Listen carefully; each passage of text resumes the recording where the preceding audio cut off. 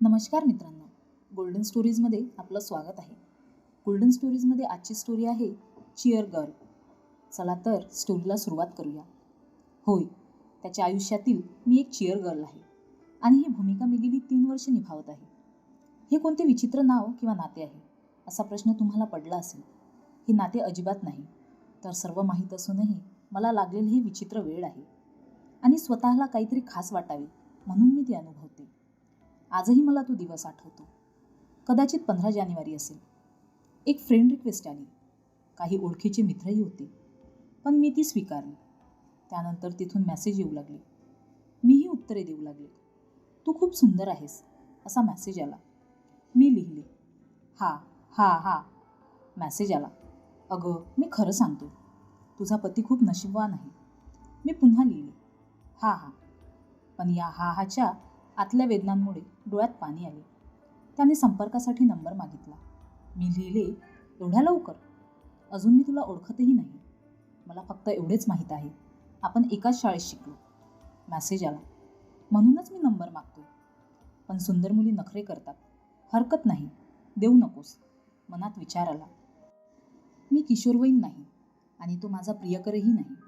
त्यामुळे 2 सुसंस्कृत लोकांनी एकमेकांना नंबर द्यायला काय हरकत आहे? त्याच्या बोलण्यात काय जादू होती माहीत नाही, पण मी आनंदाने नंबर दिला. एका मिनिटात मला फोन आला. थोडासा विचार करून मी फोन उचलला. तिथून एक अतिशय निरागस हास्य ऐकू आले. असे हसणे ज्यासाठी मी आसुसले होते.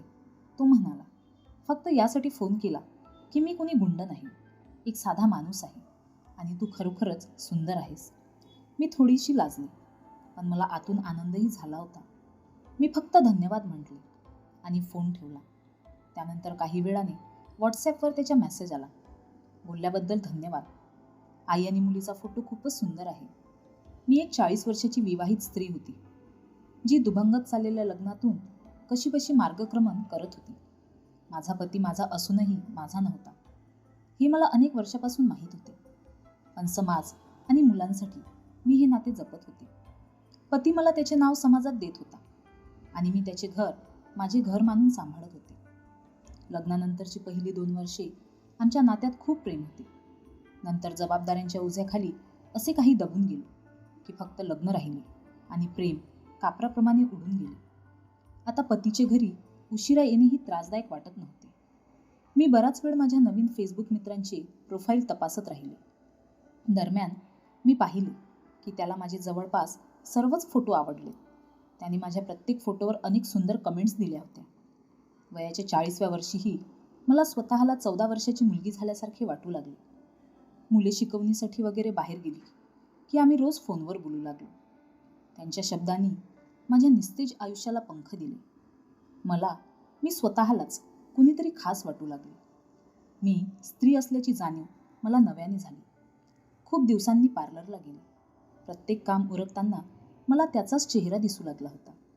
आम्ही दोघे जेव्हा कधी फोनवर बोलायचो तेव्हा तो हेच सांगायचा की मी किती सुंदर आहे आणि या वयातही मी स्वतःला किती व्यवस्थित ठेवलं आहे. त्याच्या बोलण्याने माझ्या मनाला एक विचित्र भीतीही वाटू लागली होती, कारण आरसा त्याच्या बोलण्यात तथ्य नसल्याचे दाखवून देत होता. 2 महिने उलटून गेले. तो सतत भेटण्याचा आग्रह करत होता. मलाही त्याला भेटायची उत्सुकता होती, पण भीतीही वाटत होती की भेटल्यानंतर माझ्या फोटोंनी निर्माण केलेले आकर्षण संपणार तर नाही ना. तरीही मार्चमध्ये भेटायचे ठरवले. तो म्हणाला, त्याला साडी जास्त आवडते. मुले गेल्यावर मी बराच वेळ कपाट उघडे ठेवून उभी राहिली. नंतर मोरपिशी रंगाची साडी आणि त्यावर शोभून दिसणारे कानातले काढले. मी बराच वेळ तयारी करत होते.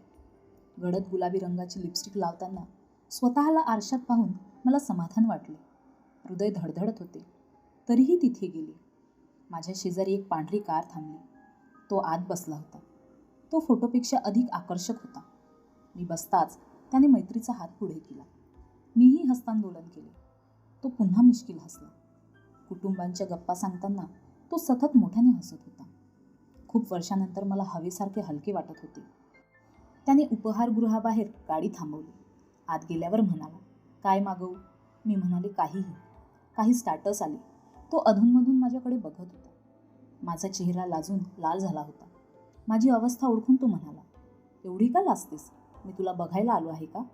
आपण फक्त दोन मित्राप्रमाणे मजा करायला आलो आहोत. मला माझ्या गावंढळपणाची लाज वाटली. लग्नाआधी घरचे वातावरण आणि माझ्या लाजाळू स्वभावामुळे मी कोणत्याही पुरुषाला मित्र बनवले नव्हते. आईवडिलांच्या इच्छेनुसार माझे लग्न झाले आणि मग आयुष्याच्या गिरणीत भरडले गेले. जेवल्यानंतर गाडीत बसून आम्ही उगाचच भटकत होतो. त्यानंतर अनोळखी सामसूम रस्त्यावर जाताच तो माझ्या शरीराशी लगट करू लागला. मी थोडा विरोध केल्यावर तो हळूच म्हणाला, लहान मुलांसारखी का वागतेस? मला उगीच नखरे दाखवू नकोस. मी थोडीशी गोंधळली. मनात कुठेतरी असुरक्षिततेची भावना होती की कदाचित तो मला सोडून तर जाणार नाही ना. मी संकोचून म्हणाले, मी यासाठी तयार नाही. काहीही न बोलता तो स्वतःच्या मर्जीनुसार माझ्या अंगावरून हात फिरवत राहिला आणि तेच वाक्य वारंवार सांगत राहिला. जे पुरुष अशा परिस्थितीत वारंवार सांगतात ना, न जाणो का, पण खूप दिवसांनी असा प्रेमाचा वर्षाव होत होता. मनाला कळत होती की जे घडते ते चुकीचे आहे, पण शरीराची ही भूक असते हे मला त्याच दिवशी समजले. इच्छा नसतानाही माझ्या शरीराने त्याला साथ दिली आणि अनेक महिन्यांनी किंबहुना वर्षानंतर शरीर कापसासारखे हलके वाटू लागले. स्वतःच्या मर्जीनुसार वागल्यानंतर तो खूप प्रेमाने म्हणाला, आपण रोजच फोनवर बोलतो, त्यामुळेच आताचा वेळ मला बोलण्यात वाया घालवायचा नाही. मला थोडे वाईट वाटत होते, तरीही मी त्याचे ऐकत होते. जाण्यापूर्वी त्याने माझ्या कपाळाचे चुंबन घेतले. तू माझ्यासाठी खूप खास आहेस. हे ऐकून मी पुन्हा कुणासाठी तरी खास आहे हे मला पटले. घरी गेल्यावर त्याने मला माझा अनुभव विचारला. मीही विचार केला की त्याची चिअर गर्ल व्हायला काय हरकत आहे. मी हसले आणि म्हणाले, खूप वर्षानंतर मला कापसासारखे हलके झाल्याप्रमाणे वाटते. लहान मुलांसारखा उत्तेजित होऊन तो म्हणाला, खरंच? आणि मग फोनवरच चुंबनाचा आवाज आला. मी फोन ठेवून दिला. त्यानंतर रोज माझे मन त्याच्याशी बोलायला आतुर होऊ लागले. मी रोज मेसेज करून विचारायचे. कधी तो मेसेज वाचायचाच नाही, तर कधी वाचूनही दुर्लक्ष करायचा. कधी कधी तो नक्की प्रिय असा मेसेज पाठवत असे. तो मेसेज वाचल्यानंतर तो संपूर्ण दिवस किंवा रात्र माझ्यासाठी खास होत असे. मी वेड्यासारखी खुश होत असे. तो त्याच्या सोयीनुसार बोलत असे. कधी त्याचे बोलणे त्याच्या आयुष्यातल्या जोडीदाराशी संबंधित, तर कधी जीवनाच्या तत्त्वज्ञानाशी संबंधित असायचे. कधी कधी ज्याला अश्लीलता म्हणता येईल इतके तो बेलगाम बोलायचा. दरम्यान आम्ही आणखी 2 वेळा भेटलो. दोन्ही वेळा त्याच गोष्टींची पुनरावृत्ती झाली. माझी इच्छा नसतानाही मी त्याला जे आवडत होते तेच करत राहिले. कधी कधी मला हे सर्व थोडं विचित्र वाटायचं, पण मी तरी काय करणार होते. तो माझी गरज बनला होता. कदाचित त्यालाही हे समजले असावे.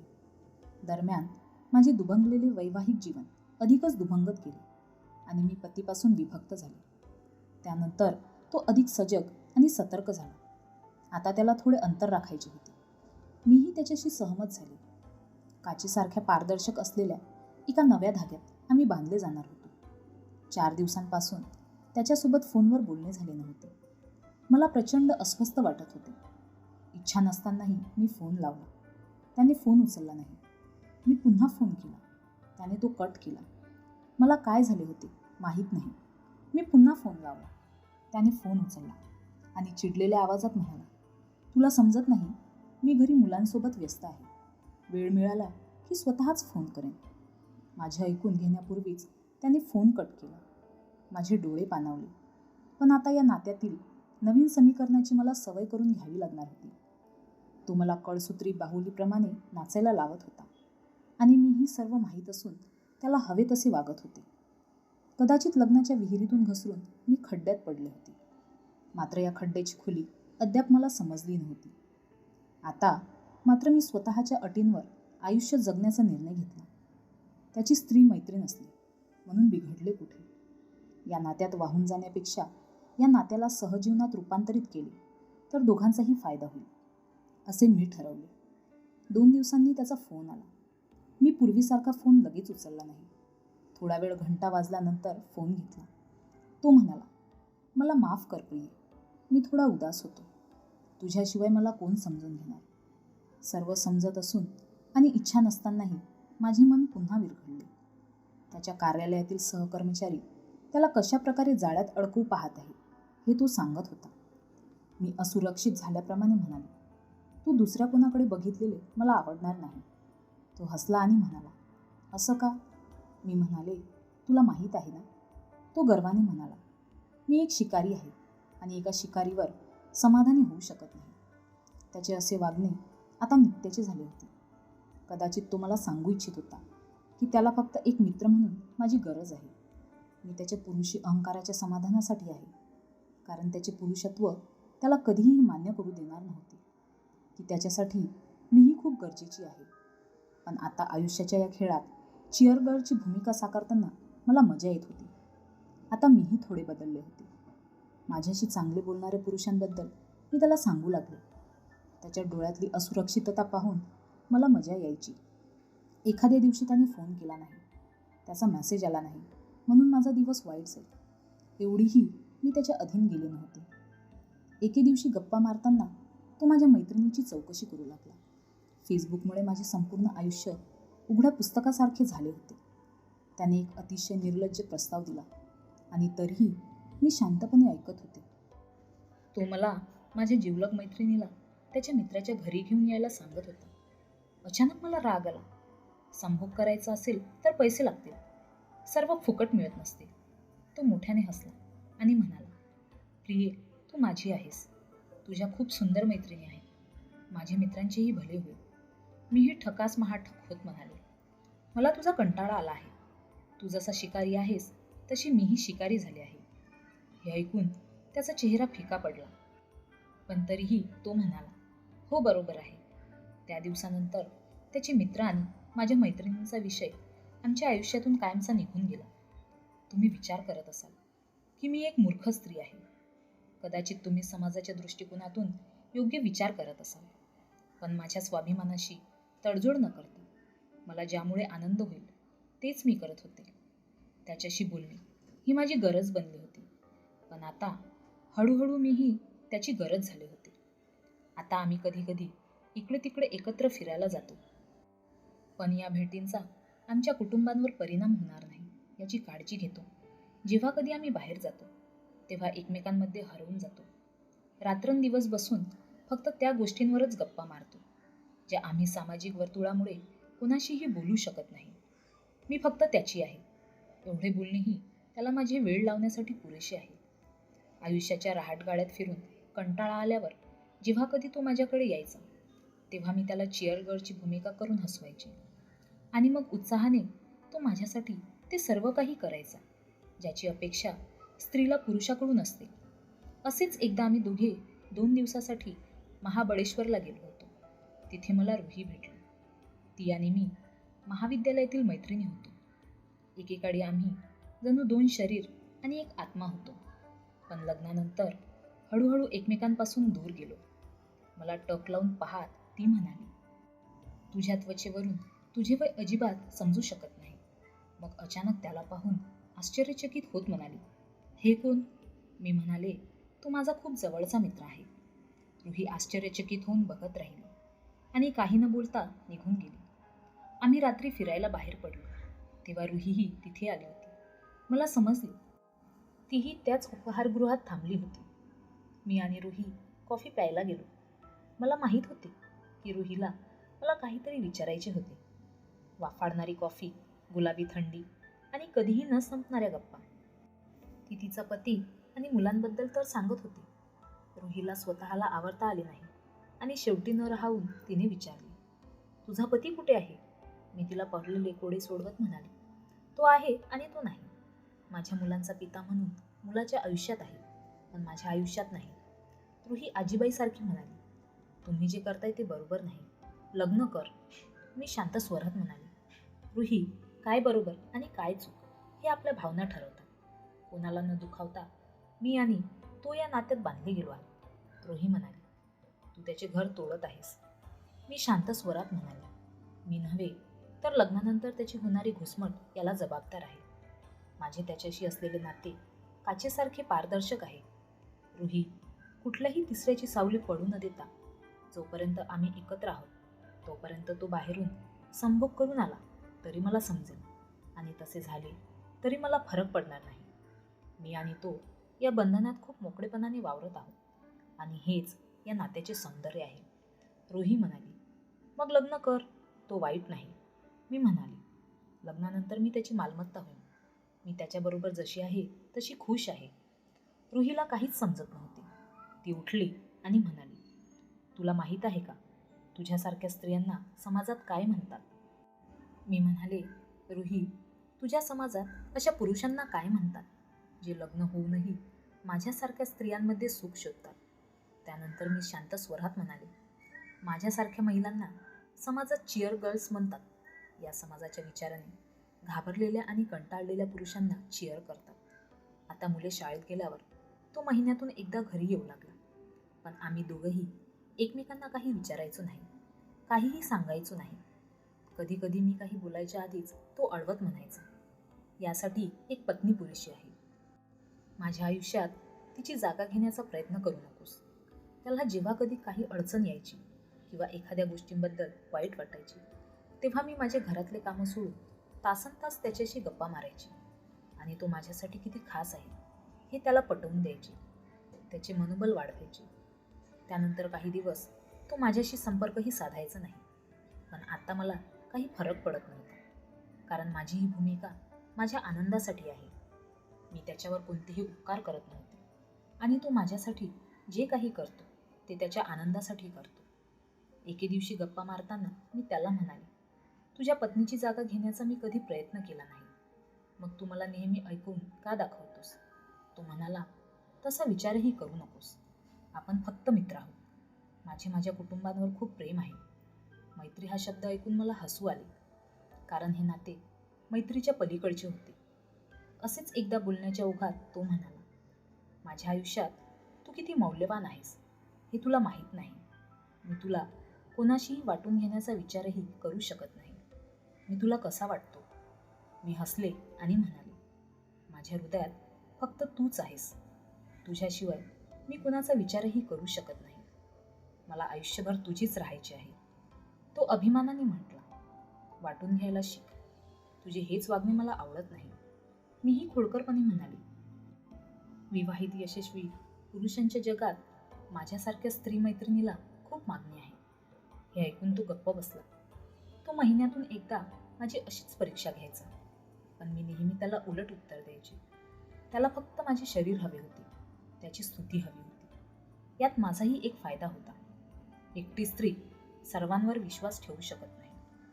तो थोडा गर्विष्ठ होता, पण विश्वासार्ह होता. आमच्या नात्यातील प्रत्येक गोष्ट तो ठरवतो, पण मीही माझ्या पद्धतीने त्याचा उपभोग घेते.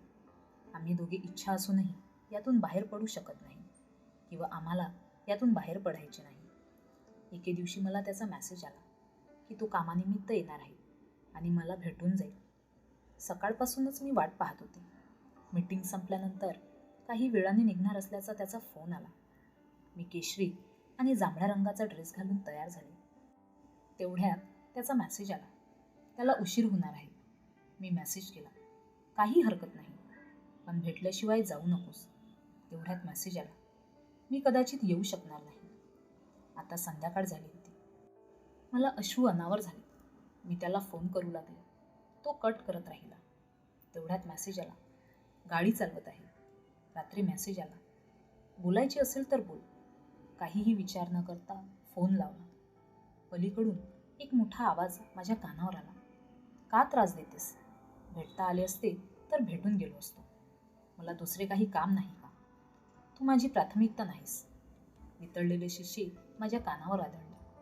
तुला आधीच सांगितले होते, माझ्या पत्नीची जागा घेण्याचा प्रयत्न करू नकोस. मीही उलट उत्तर दिले, तुझ्या पत्नीची जागा मी घ्यायची नाही, पण मग माझ्यासोबत मी तुझी पत्नी असल्यासारखे कोणत्या अधिकाराने वागतोस? वाईट संबंध असले तरी त्या लग्नात काही अधिकार असतात, पण इथे अनिश्चिततेशिवाय काहीही मिळत नाही. खरंच माझा मित्र असशील तर माझ्या भावनांचा आदर का करत नाहीस? तो काहीच बोलला नाही. बराच वेळ शांतता होती. त्या घटनेला 3 दिवस उलटून गेले होते. मला खूपच दुःख झाले होते. चौथ्या दिवशी त्याचा संदेश आला, प्रिये, मी उदास होतो. तुझ्याशिवाय मला कोण समजून घेणार? मी पुन्हा आनंदी झाले की मी त्याच्यासाठी खास आहे. त्या घटनेनंतर तो बोलण्याआधी विचार करू लागला आणि आता तर पत्नीचा विषयही आमच्या बोलण्यात येत नाही. त्यानंतर एके दिवशी प्रणय करताना त्याने विचारले, तुला माहिती आहे का माझ्या आयुष्यात तू काय आहेस? मी म्हणाले, होय, मी तुझ्या आयुष्याची चिअर गर्ल आहे, जी तुझ्या आयुष्यात विविध रंग भरते, जेणेकरून तुला आयुष्यातील एकसुरीपणाचा कंटाळा येऊ नये. मला माझ्या व्यक्तिमत्वाची आहुती द्यावी लागत असली तरी तुझे मनोबल वाढवणारी मी एक चिअर गर्ल आहे.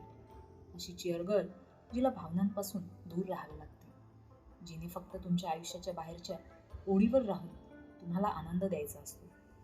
हे सांगण्याची ताकद माझ्यात कुठून आली माहीत नाही. तेव्हा बाहेर आणि आतही शांतता पसरली होती. मला वाटले कदाचित माझ्या बोलण्यामुळे त्याचा अहंकार दुखावला गेला आहे आणि तो परत कधीच येणार नाही.